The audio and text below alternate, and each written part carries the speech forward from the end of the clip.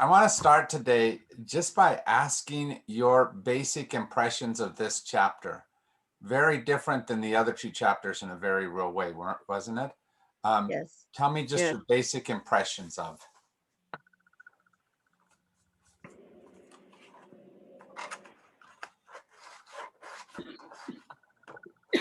It definitely affected me very differently than the other chapters.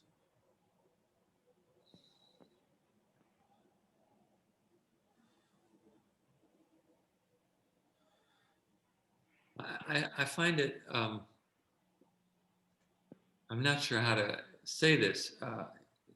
It's kind of big generalizations. Mhm. And he talks about things going on in our world and our culture and seems to ascribe them all to some nefarious plot by elites behind the scenes. And some of them are, but some of them are just natural developments in humanity. Mhm. Mhm. I thought the research, like the Institute for Labor and Mental Health that he's involved in, that was interesting to me.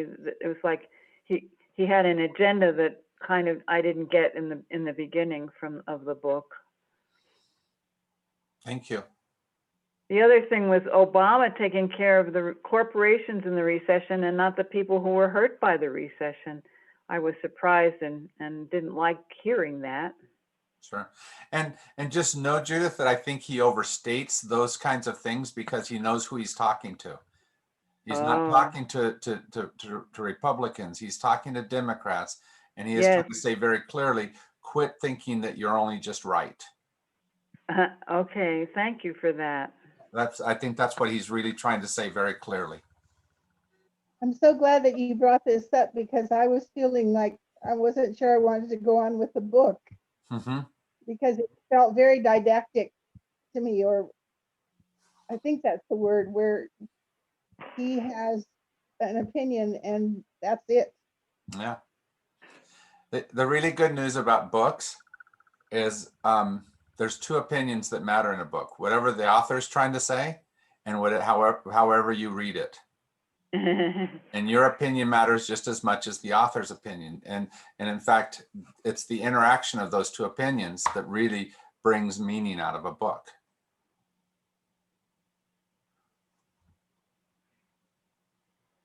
How about the rest of you? Any first impressions of this chapter?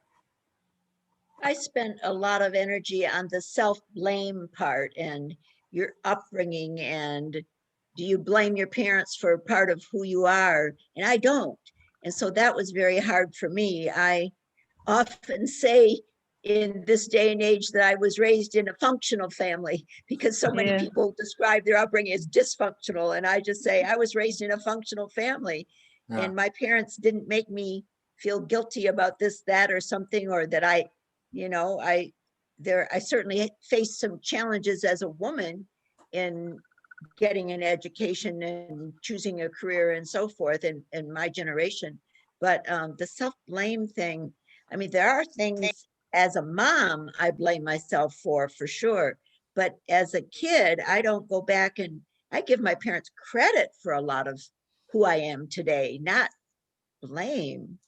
Well, And I think at least part of what he was doing with that, though, because I also was raised in a highly functional family, good folks that I thank to this day. But that family also gives you norms, structures, perspectives that are sometimes very helpful and other times cloud your ability to see the world truly. And I think that's part of what he was meaning with all that, was not always that your parents were dysfunctional in your raising. It's that they raised you with a certain set and of all that stuff, and you had to figure out, what is worth keeping and what is worth changing. And in the raising of our children, it's really tough because in a very real way, child rearing is giving is a process of both roots and wings. You want to have your kids have roots, and you want to give them wings, and those two don't work in tandem very easily, right? If you give them really, really deep roots, it can sometimes make it so that they can never fly. And the act of flying makes it hard to put down roots. And so trying to figure out how to give both of those and give both of those well is a challenging business. And I think that that's in many ways what he was talking about in that. But even on a larger sense, it was about how society succeeds by hurting us, by blaming us. Does that make sense? And it's not necessarily just your own personal upbringing, your own family of origin upbringing, but how has the rest of society blamed? And I guess I'm still the positive thinker and the optimist. And so I look back, and I was raised in a fairly small town, 35,000, but the home of Dow Chemical Company that did not hire Jews, Latinos, Blacks, anything. And so our city was very, very white and narrow-minded. And yet my parents weren't. And my church wasn't, and it was a Methodist church. So I give my parents and my church, we were active in the civil rights movement. My dad was a football coach, and he had coached in Flint before, where there was a large Black population. And so he had many athletes who we continued to stay connected with. And I'd go to their homes in Flint, and to go to a Black home in the 50s was highly unusual. And so that standard was just the norm in my family. It wasn't even, I didn't even look at my parents as active. My church was active in the civil rights movement. My parents that was their standard. That was their norm. And I'm so thankful for that today. I'm so thankful for that. Thank you. And I really want to be very clear that it's not, we aren't receiving that blame, or we didn't learn that blame because we didn't have a whole lot of good stuff that happened too. There's also a lot of good that happened in most of our lives. But part of why where we're at right now is also a function of all of that raising, if that makes sense. And we, whatever good was given to us, however the American way of raising children happened, and whatever good it brought to us, there's also something that has happened over our lifetime that has not been completely good either. And that's what I think he's trying to explore.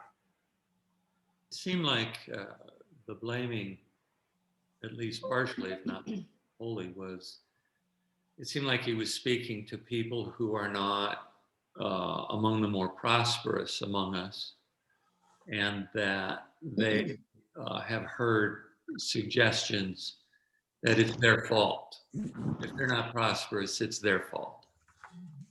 And there's no doubt that that's at least one of the messages that I've heard quite a bit over the last little bit. It's because of those illegal immigrants. It's, the poor have made their own bed. They shouldn't be getting help. And so that's all adding some to that blame game. Or just that idea of, opportunities are unlimited in this country, and like that's a blanket reality for everyone, and what a sham that is, and how what an effect that would have on a person's self-esteem who is struggling in our society.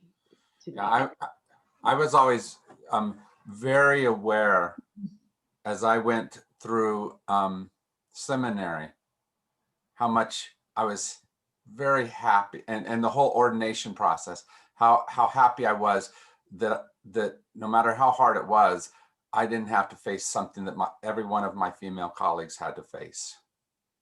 right? All of that, the hurdles that were there for them that I didn't have to. And I think that things like that are very true. Can anybody grow up to be president? In theory, yes. In reality, the road to get there for a lot of people is much more difficult than it is for others. So that was true when I ended up being a physician, but in a generation where very few women were. It Uh-huh. never occurred to me in high school to be a doctor. I had lots of male friends who were on their way to being a doctor. It never occurred to me, and it didn't occur to my parents to suggest it to me. Yet I was, high ranking in my class. I was a scientist. I had some skills with people.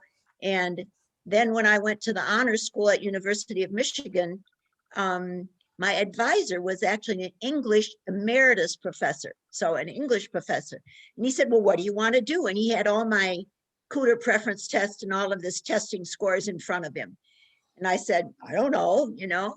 And he said, well, have you ever considered medicine? And I said, I don't want to be a nurse. He said, I don't mean a nurse, I mean a doctor. And it had never, ever occurred to me to be a doctor in my generation. And then I was a pre-med student, and it was just amazing to me. And then I actually, and I had a scholarship and whatever, but I actually quit med school for 6 years. And I quit as a second year student. And most of you don't know part of my story. And I quit because, again, women, well, in general, medical students in the first 2 years are not honored much because you're taught by the PhDs who all think that if you had any brains, you'd be on a PhD schedule, not on an MD schedule. And the dumb students went to med school and the smart ones were on PhD scholarship lines or, education lines. And I finally just said, I don't need to be a doctor. My husband's in medical school. He'll be a doctor.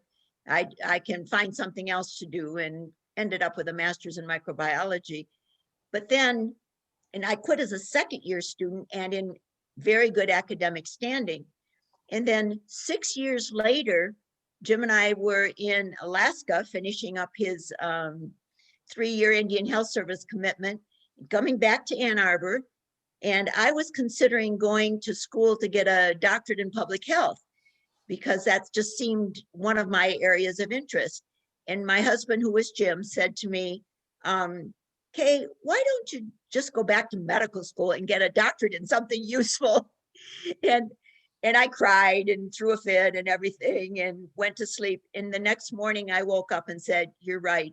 That's exactly what I need to do, and applied for readmission, and they let me right back in, even though it was 6 years later. They had majorly changed the curriculum, but I'd left in good academic standing. I'd actually gotten 2 master's degrees, one in microbiology, one in public health. So they just let me back in and I got a scholarship again. Nice. And so it was just sort of amazing to me to have that honor, because when I quit, not a single person in the medical school encouraged me or asked me why I was quitting or encouraged me to stay or anything. They just assumed I was pregnant and was quitting because I was a female and females shouldn't be doctors. And not one person suggested that I should not quit. And then when I went back, of course, then I already had kids, and it was a major challenge to go to medical school with 2 little kids at home. But I did it. Yeah, nice. Thank you.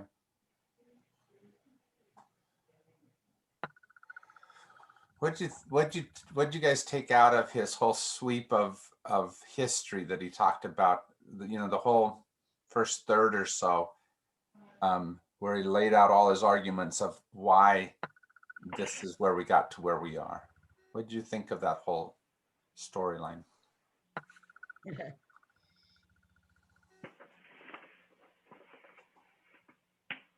I found it challenging because it doesn't fit the fairy tale that I've been leaning on, I guess. Yeah. And so I don't disbelieve him, but it wasn't the story that I've been going with. So Right. take some adjustment at least. Well, and my guess is that at least part of the challenge between in our political world right now is that a lot of people are sitting in one of those old stories and they're saying, why are you asking me to not believe this story in one way or another?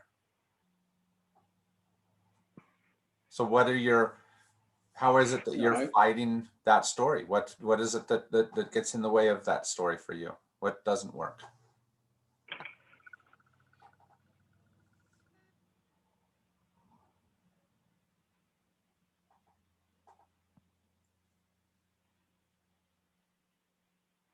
I think you're right, Judy, that we grew up with a certain way of believing this is how things work. Being taught Yeah, that. and not reaching beyond your background. I have a number of friends, unlike Kay, who had enough get up and go to go back and go to medical school that should have gone to should be MDs, but their parents told them, "Oh, you can't do that. That's beyond your reach." And One that, of the lines I didn't tell you about my story, but I love the line, is when I did graduate from medical school, my parents were still alive and were there. And I have two they both have died, but two brothers who were in high school when I was born. So really a different generation, and I didn't know them that well.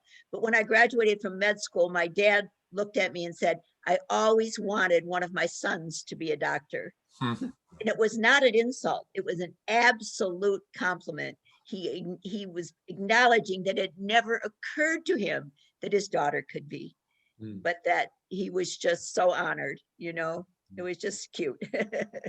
well, and I think that redefining of story is exactly what he's trying to do. He's trying to say, what is it that we have accepted as true that maybe doesn't have the validity to it that we've given it? How is it that maybe the world should be viewed differently than all of those things? So at least one of his things was that right from the very beginning of the chapter, self-fulfillment is a major cultural theme. And that's been since the 1950s, he was saying. And is self-fulfillment the storyline that we want to write off as true in our world? I mean, there's some power to that line, isn't there? I don't know why that would be problematic, self-fulfillment. I mean, I think of Maslow's hierarchy, and self-actualization is like the pinnacle of happiness in his theory. Uh-huh. I don't know why it's problematic. If it's the only thing, then it's problematic. But that's true of so many things. Yeah. We get out of balance. And I guess my thing would be this, Greg. Not that self-fulfillment is necessarily bad, but is that the pinnacle of what we're supposed to achieve? So from a religious point of view, what is our goal? What do we think we're doing in religion as a general rule? Love one another. And yet, Kay, in many cases, it becomes that I get to heaven. It's my self-fulfillment that I've arrived, but love one another is not an I thing. It's a we thing. And I think that's part of what he's challenging here is what we're doing an I thing, or is it a we thing? I think it's both. I mean, the other phrasing is love your neighbor as yourself, and countless people have said, oh, as yourself. Yeah. So it's okay to take care of ourselves, but we should take care of our neighbor. I have a quote that I've been sitting on the side of my commentary notes. It's by Lao Tzu, that basically says something along the lines of, I can't fix all of society, so I'll fix just my city. But I can't fix all my cities, so I'll just fix my street. And it comes down to, I'll just fix myself. All right. And there's a certain amount of where we are the one that we can most readily fix, right? That we can most readily work with. So that idea of self-fulfillment is not a bad one. It's that we have raised that up to the only thing we have to do. If I fixed myself, then I fixed society. One of my favorite sayings is from the ancient rabbi Hillel, who said, "If I'm not for myself, who will be for me? Yeah. If I'm for myself alone, what am I?" Mm. And that's that balance and that tension, Balance. But how many have seen the negative of that happen as well? The person who is so ready to let society tumble down around them because it's only about my salvation, not about fixing the world. Sure, for sure. Are you talking about Trump? Well, and mostly I'm talking about Yeah. somebody who actually knows something about religion, and those are the people who follow him, right? And many of those folks are hoping that this is the last days and that society should crumble so that God will come down and save the world. Well, what about the tenet of anointed oneness and that we are all one with each other? Where does that? Yeah, and I think that's at least part of what he's calling us to, is that it's not enough for me to actualize me, that there's something more than that. Yes. I have to go get the back door. Keep talking amongst yourself. I think that thing that we quoted earlier about, I can make myself better.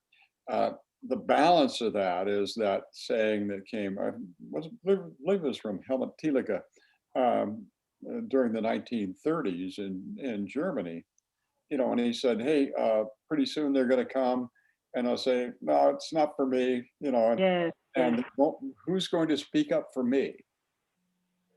And that's one of the messages I got as a kid. You got to be tough. You got to do other people in before they do you in.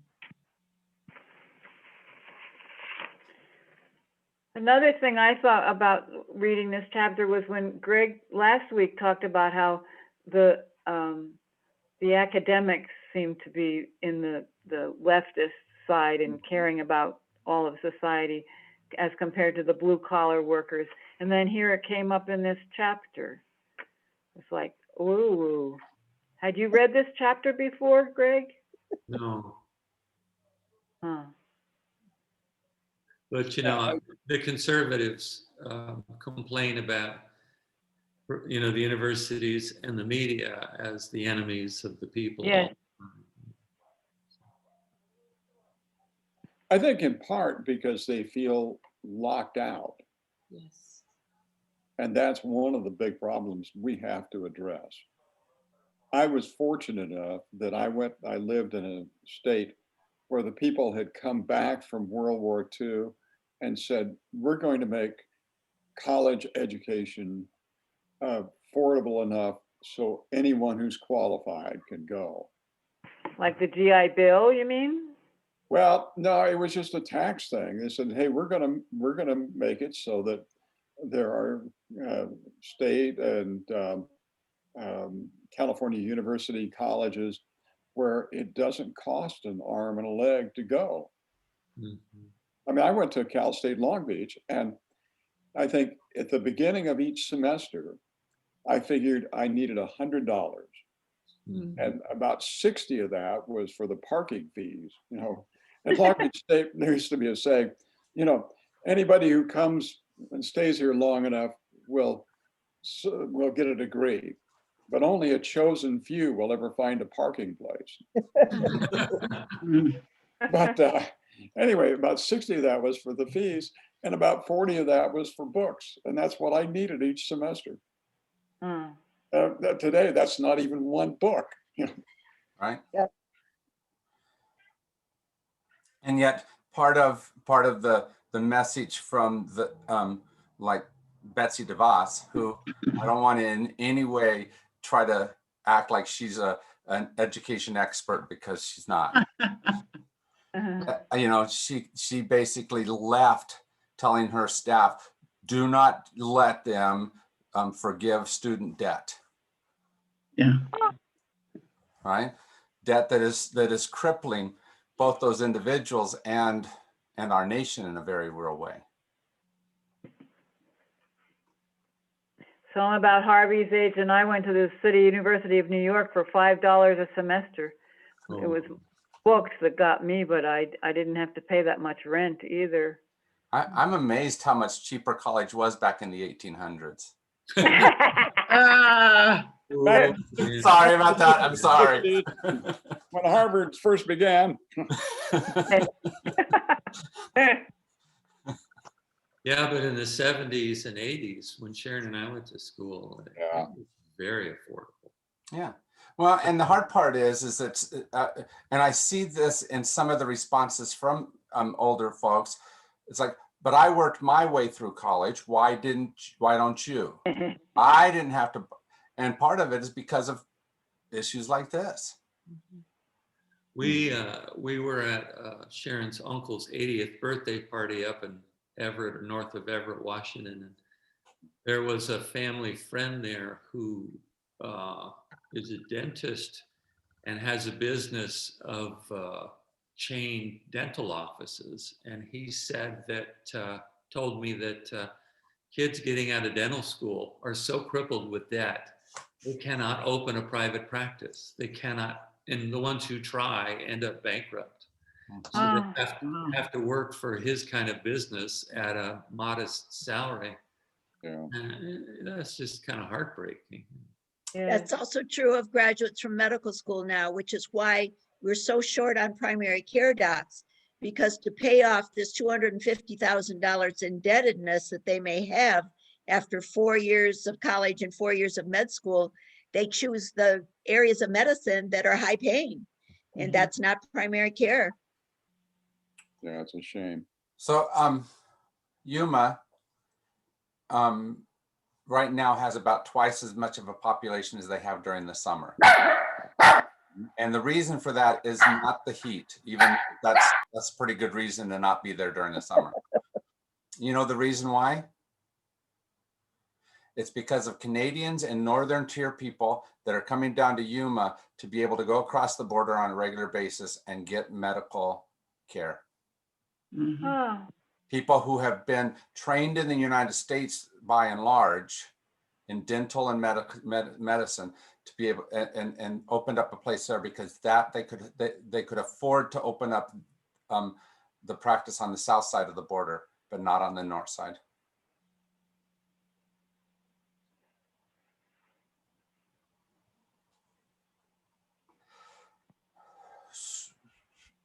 So all of that is in this midst of everything is trying to define what is wrong with the world today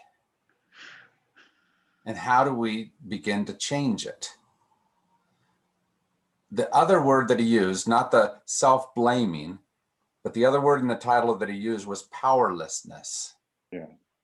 How does all of that storyline increase our sense of powerlessness? What is it that you feel you can't change? And why?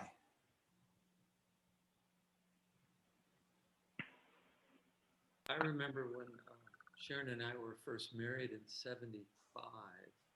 Can't hear you. Can you hear me now? It's a little better, but your voice is soft anyway, and I've got my hearing aids in, but Oh, okay. I was having trouble too. All right, thanks. Now we oh, There much you better. All Much right. Well, better. we were married in 75, and our dream, we were very young, 22 and 21, but we wanted to own a home of our own. We both had that strong desire. And in 75, the cost of housing, for some reason, just started to skyrocket. And then the interest rates, within 5 years were up at 18, 20%. And we didn't own a home for 10 years and we just felt powerless and we couldn't understand. I kept saying, my dad always had a home a nice home for the family. And my mother didn't work. And now with both of us working, we can't afford a home. And we were so young and we couldn't understand what societal forces were behind all of this, but it was just baffling and incredibly dispiriting, you know. So that was our story back then, but there are many other things that have gone on since that I'm sure impact other people in the same way. I saw a thing just the other day that essentially was saying, young couple trying to buy a new home, mortgage companies say, prove to me that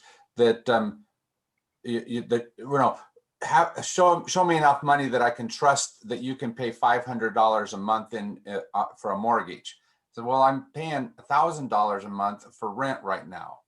Doesn't that kind of prove it? And we don't take that as proof. Right? Oh, We yeah. want a down payment. We've set up some of those systems like that don't favor moving from one space to the next. And the hard part for me is that many of those are profit making, they're profit centers. Right? I want to make money off of you. If we go back to student loans, why are student loans such big business? Because they make money. Mm-hmm. They buy the loans on pennies on the dollar. And it's not about, I want to empower students, just like it's not about, I want to make sure that everyone in America has a good home. It's, I want to make money off of students and off of people trying to buy a home. And so the profiteering has become the American storyline rather than something, from my point of view, more noble. When you ask what we feel powerless over, I was thinking about all the money that buys politics instead of people's will. Boy, the truth. Yeah, we're spending an awful lot of money in that, aren't we? Oh, we could help so many poor people with that money. Well, it's rampant. I was reading about these people, I guess they're people that have just money to burn, and they're spending, couple of these people signed up, and it's $47 million to go to the space station. And I read that the other day, and I can't even wrap my head around why that would be so important that you'd want to spend that kind of money when you could once again do so much good for it or with it. And it's with this private space thing that is going to the space station now. Elon Musk. Yes, and I think it's wrong, and I think it's wrong that these civilians or these people should pay to go there. Why should they? It's a scientific thing, as far as I know, between the US and the Russians cooperatively for experiments and all sorts of things. And to what end I don't think it's right that he's got the ability to command that kind of money, or that's even being allowed in the first place. I think it's morally wrong, and I think it's wrong on about 8 different levels. Well, and the hard part about that is, Catherine, is that we don't know how to answer a fundamental question. How much is enough? Well, for some people, there is never going to be enough. I see people like that all the time. If they've got $100,000 or a couple $100,000 income, they can plow through it. And if somebody gave them $500,000 a year, they'd manage to outspend that. There is no limit to, I guess, the gluttony or greed or these things that we don't talk about too much anymore that seem to be, they still exist. The 7 deadly sins. Yeah, the hard part is, Catherine, we do talk about them. Do you want to hear how we talk about them? We say things like, look at how enterprising this person is, that they're making millions of dollars. And we value that greed rather than the look at this person who's making a lot of money, who's giving most of it away to do this, or this. Yeah. When I was my last church I served, we had a whole group of people who were really top scientists and engineers who had moved out of the area but once been associated with that downtown inner city church and came back. And so one time we were sitting around and this fellow said, "Hey, I heard that Musk has gotten into this now, and that's the only way that this program is going to go forward when it becomes a commercial enterprise." Mm. And you know, that says a lot about our understanding of what capitalism is.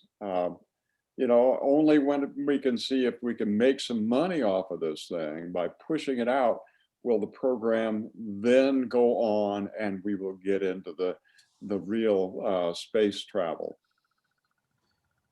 So, And that says a lot about our system of capitalism for sure. so I guess the question is this: if we have all this, if we've proven that we can be motivated by financial things, how do we start changing the story and we start motivating ourselves by other pursuits? Is the pursuit of exploration enough to motivate our souls well? Is the pursuit of community enough to draw us into solving some of the issues that confront us? What else could be something that could be the bigger motivation? And how do we tap into that?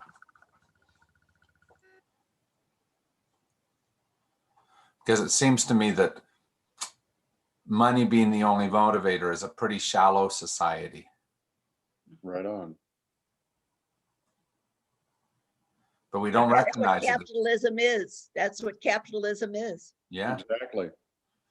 There was a study done decades ago by psychologists about what motivates people in the workplace. And the conclusion of the study was that money is what they call as a hygienic motivator, which means if it's insufficient, it demotivates people, but no amount of it will ever positively motivate people. Yeah. And that what really motivates people is the enjoyment of the work itself, a positive culture in the workplace, things like that. Money will never make somebody happy by itself in a work settings. Yeah. And I found that true in my life. Yeah, and that's what Rabbi Lerner says too. Yeah, and I thought that was a very remarkable piece where he essentially said that so often we are amazed by the fact that somebody who is in a menial job, a working class job, can be motivated by higher values, because we think that it's only that subsistence level motivation that will solve that, and that's what he's saying. That's not true, which kind of does your hierarchy, which we've all learned, right? That you have to do this first before you can get up to the self-actualization thing. And it seems to imply that that's not quite true. That even though maybe I have to worry about feeding my family, and that has to be that part of me is always trying to be up here at this higher level, even while I have to be down here. And that goes against our understanding of that hierarchy, right? It's the meritocracy that's built into the system. Uh-huh.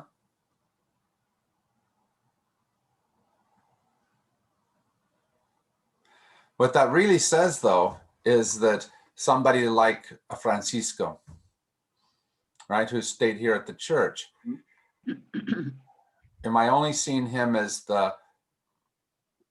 he's really good with his hands type of worker, or does he have a very strong sense of all the other higher arts? And if you know Francisco, okay, you worked with him a lot, he has a very deep soul, right? And a very high spirituality. But if you look at him just from his position, right, his economic position in life, it's really easy to write him off as not, right? But Not anymore. They have their own house. That's right. Not if you get to know him, soon as you get to know him, you know that there's much more depth there Yes. than what some of our stories about money would tell. Yeah, and I think a lot of people, like the folks that stormed the Capitol, are those that feel that I will never be appreciated and I will never get a rewarding job and be gratified by a higher income because number one, I don't have an advanced education. Number two, the kind of work that I do will never be valued, you know, and yet it's dumb. Because when my car breaks down, I want the best qualified mechanic I can find, you know, and we've got this thing whole turned upside down. I have a friend that I think I may have told you about this earlier, who lives up in the Phoenix area, who was having a house built, and it took him months longer than it should have because they just couldn't get the workers to come in and do the job. We talk about an immigration problem. Well, there are lots of people who would do those kind of jobs, especially if they were rewarded financially for it. And if we look upon those kind of positions as positions of value, rather than, well, you know, you can always go out and be a ditch digger, you know. Well, it makes me think of the European societies that tax heavily and provide a lot of services. Mm-hmm. And, you know, I think we've all seen studies that say people in those countries have a higher score on the happiness index than Americans do. They do. Yeah. But we have a lot of that has to come down to storylines. And one of the storylines is no new taxes. That taxes is a burden and taxes is bad and those kinds of storylines don't let us truly enter into a conversation. Is this a good tax or a bad tax? Are we using this in a good way or a bad way? If all you're saying is no, we don't really have a true conversation. But how many other conversations in America are characterized that same way, where we avoid the conversation by having a point, right? We state our point and that stops conversation.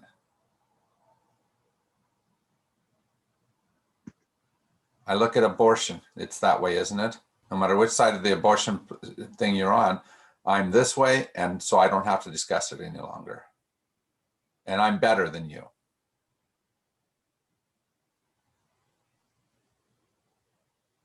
Find Rabbi Lerner difficult to read.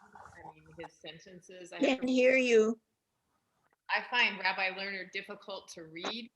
His sentences kind of run on, and I have to really concentrate, and he kind of goes one direction and then another.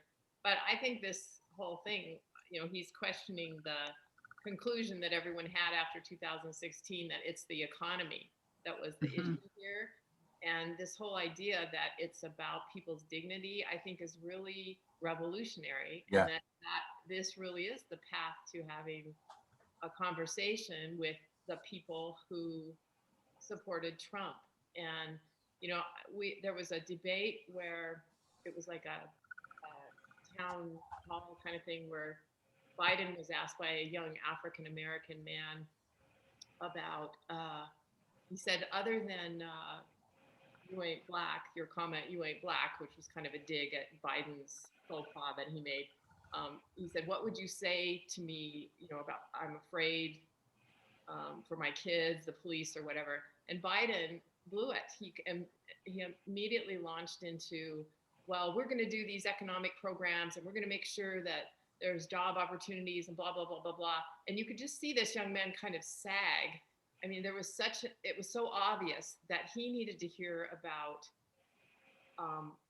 his concern as a human being for his dignity in our society. And it was like a lost opportunity that Biden you know, he was obviously, you know, trying to get information out, but he could have so responded to that person's dignity. And I think that this idea that the elites don't do that is what Rabbi Lerner Yeah. is moving us toward, is like learning how to talk about those issues rather than just the party line about, well, the fix for everything is the economy. It's getting money to people. I even though he's difficult to read, it's kind of like I want to hang in there because I want to hear, like, okay, so what's this new language we're going to learn that's going to help us in this communication? The hard part is, though, Sharon, is that politics, with its very short storylines, is easy to understand.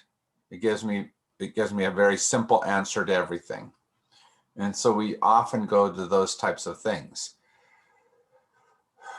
At least part of what he's talking about when he talks about love is he's talking about relationship, which doesn't have simple storylines. And also what he's talking about is about moving beyond self-love to care about others, when that in a lot of ways to us as Americans just doesn't make sense. And Especially, it's our lack of purpose, our lack of identity, our lack of the place where we find meaning yeah, that drives people to commit suicide and everything else. especially Harvey, I was struck by the end of the chapter where he was essentially tying it into what's wrong with you because, rather than saying what's right with you, which is where I blame religion. Religion has often struggled with what is the sin you are more than what is the wonder of who you are. Mhm. And as that faulty storyline in religion part of the problem for the American issues right now?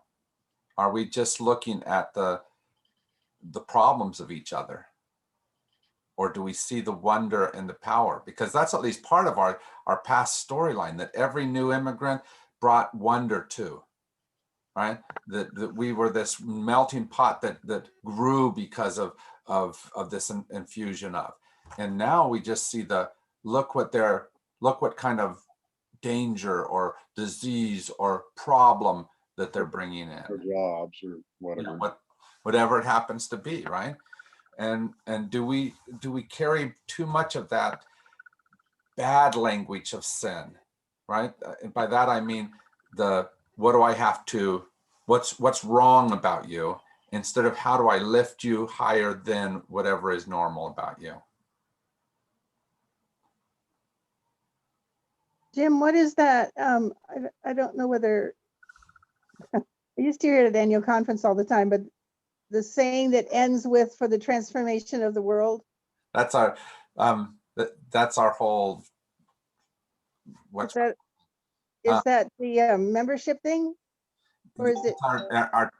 Our conference motto, kind of, and it's Right. long and detailed and too many words, but that we're trying to bound together for the transformation of the world.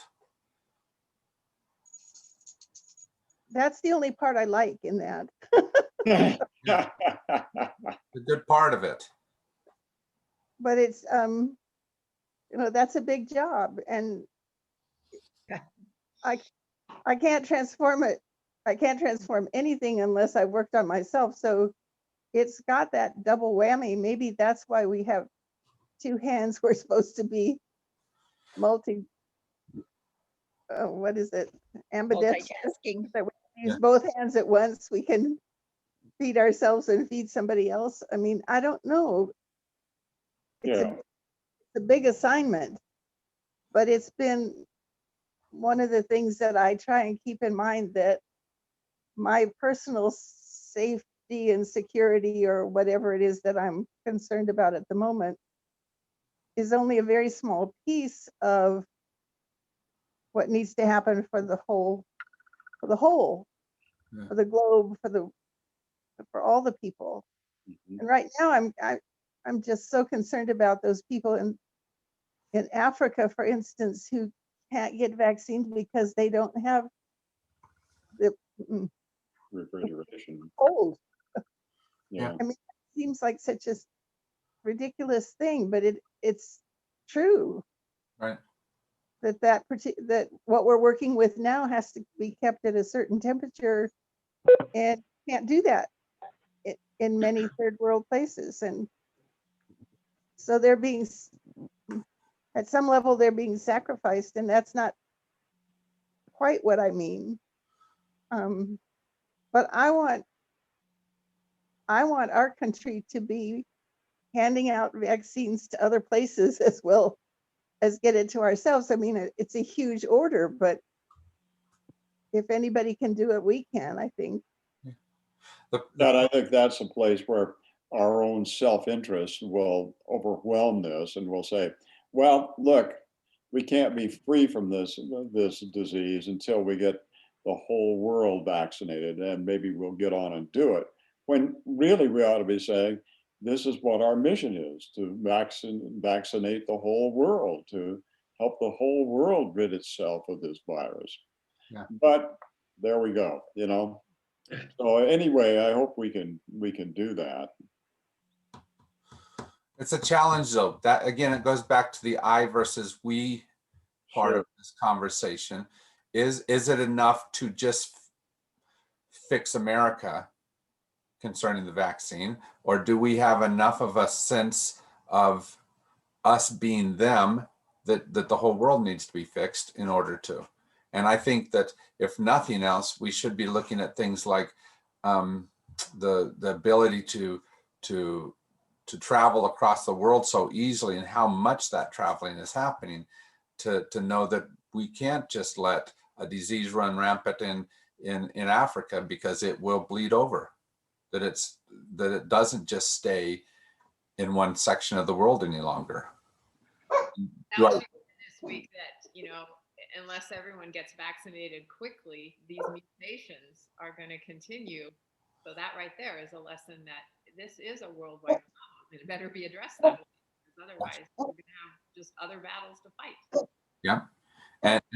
And Juan Pablo, in some small little city in Bolivia, as well as you know, the villager in China, are important to my health. Yeah.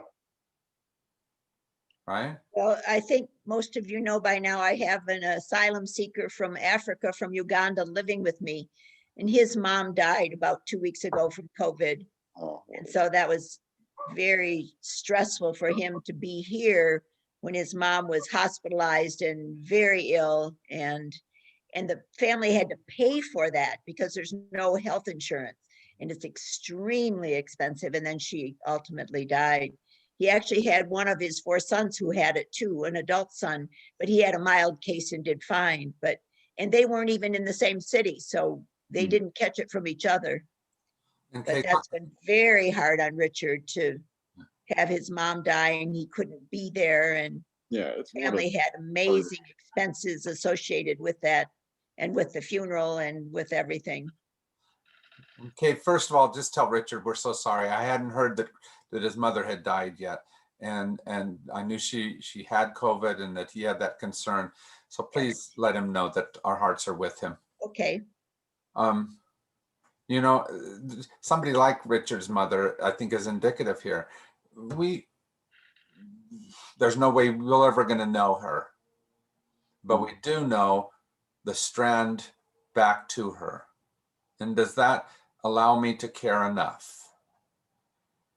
And very often we've drawn up reasons why that's not enough. And those are the walls of, this person's immigrating illegally, so I no longer have to care about them. This person is of a certain sexuality that's not of my liking, and so I don't have to care any longer. This person's of a politic that is disagreeable to me. And somehow we have to figure out, love is that which takes us beyond those easy definitions of separation. It's interesting because right now, though, with the major disasters that are going on in Uganda, Richard is so thankful to be in the US because he knows otherwise he'd be dead. Because he's one that did support the democracy and the attempt at electing somebody who cares about the people. And he's been an activist as a Baptist minister. He's been active in that area. And so he's so thankful to be here because he knows he wouldn't be alive if he weren't. So at least part of what I heard in this chapter, for example, in the section where he talked about how there was no emergence of a radical labor movement, and he was going, why not? And as he was kind of saying, why is it that we haven't done some of the things that in the past have helped us emerge out of a time like this? What is it that's not happening that maybe we could help happen to start reversing the trends of things? And it might mean, like you said, with Roosevelt in the 1930s, Roosevelt wasn't on the front line of wanting to do these, but somehow people pushed him towards that. How do we become that voice that helps us to discover our, I'm going to say it in a way that's mildly offensive to me. And how do we define our moral voice, right? And it's mildly offensive because that morality has been misused in America.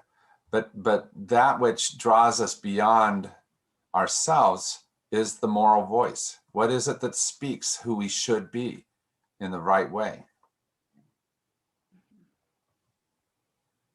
Well, I still think that money in politics is behind a huge amount of what's wrong in America. Amen. There's a study that two political scientists did that shows that if the wealthy take a position, that Congress virtually always agrees with their position.